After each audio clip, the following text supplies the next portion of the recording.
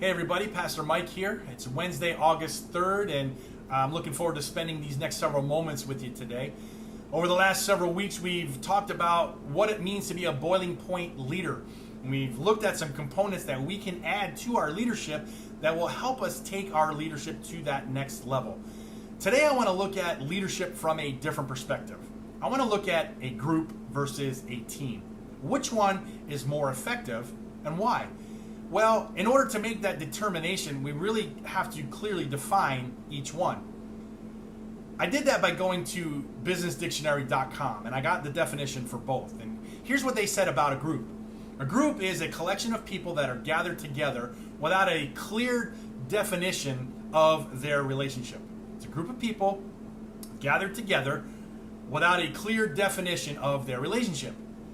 A team, on the other hand, is defined like this. It is a group of people that are gathered together with a full set of complementary skills that are required to complete a job, task, or a project. Okay, so what's the difference? Well, we saw in the group setting that there is no clear definition of their relationship. Where in a team setting, I think things are pretty defined. The skills are defined because they complement one another, and there's a defined job, task, or project that is required to be completed. So, no definition of relationship in group, clear definition of relationship in a team setting. So what's the difference between a group and a team? And I think Paul talks about this and really kind of sheds light on that in Ephesians chapter 4, verse 16. He says, when each part of the body, the group, is working together as a team, the body will become healthy and strong. So without clear definition in the group setting, it's really hard to be healthy and growing. There's a lot of dysfunction because there isn't definition of what needs to happen. Where in a group setting, there's clear definition. You know your skill sets, they complement one another, and there's a clear task that has to get completed. Well, I want to look at some things that a team has to help that a group doesn't has, and we're going to be real brief on this. The first thing that a team has is unified vision. What is our common goal? What is the picture for the future? Okay, vision. It's very important. I preached on that on Sunday. I'm preaching the second half of that on Wednesday, or on Wednesday. Today's Wednesday. This coming Sunday, looking at vision, a common goal. Let's get the job done. That's what a team has, that a group doesn't.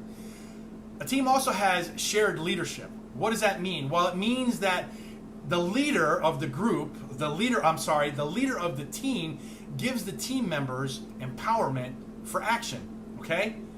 I empower my team leaders to act.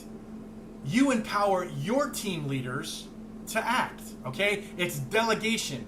It's shared leadership. And what happens when there's shared leadership? Well, fruitfulness increases. We get things done.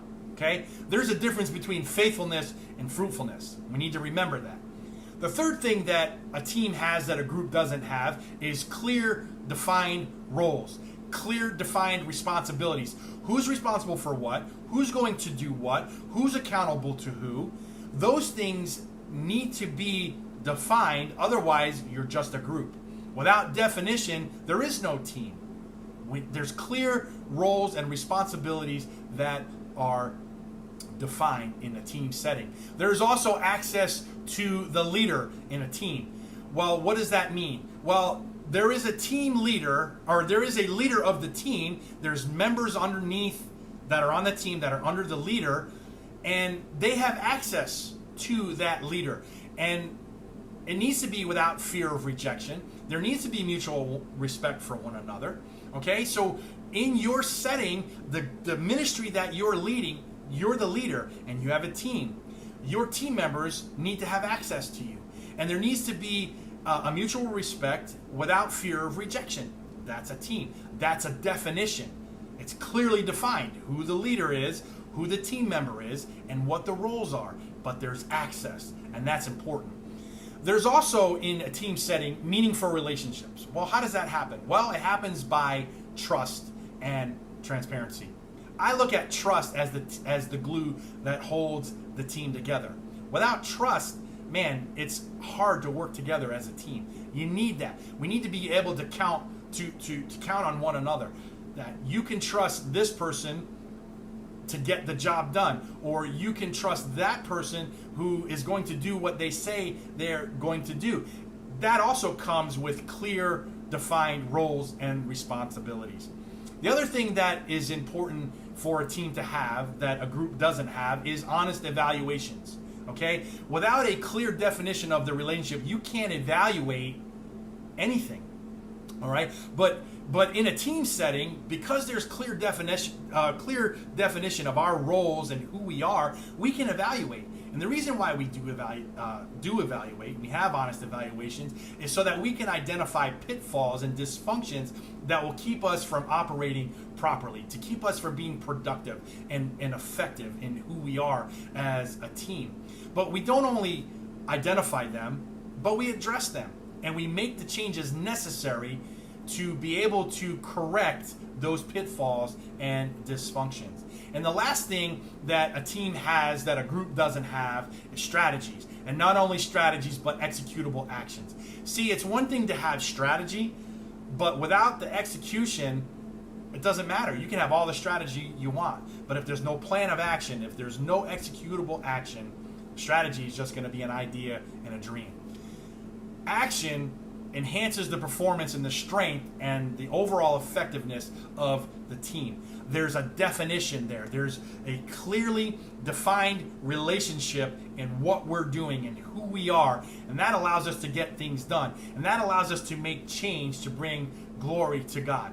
So when I look at team versus group, I firmly believe that team is so much more effective because there is a defined role or a defined there is a clearly defined relationship in a team that there isn't in a group. We're in the process of building a great team together. Not just a group, but a team. We have a clear definition of our relationship together. You guys with one another, you with me with you, and I think that's really important. We are forming a solid team. And I believe that is the direction that God is leading us, and we are going to be really effective in what we do here at Wellspring Family Life Church. And I continue to look forward to where God is taking us together as a team. Well, that's all I have for today. I look forward to seeing you on Sunday. Enjoy the rest of your evening. Peace out.